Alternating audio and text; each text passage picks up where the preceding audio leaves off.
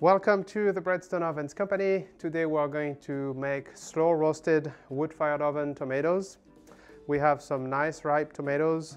We have some thyme, salt, pepper, and olive oil. We are going to start with cutting the tomatoes in half. We're going to set them in the pan.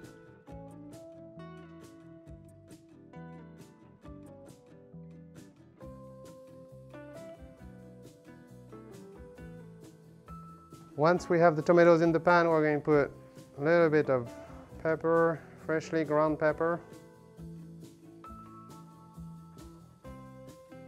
And we're going to add some salt. And we're going to take a little bit of thyme and just take the thyme leaf and sprinkle them over the tomatoes.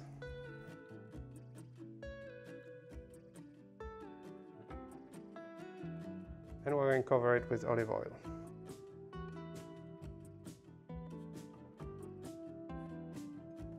And it's ready to go right in the oven.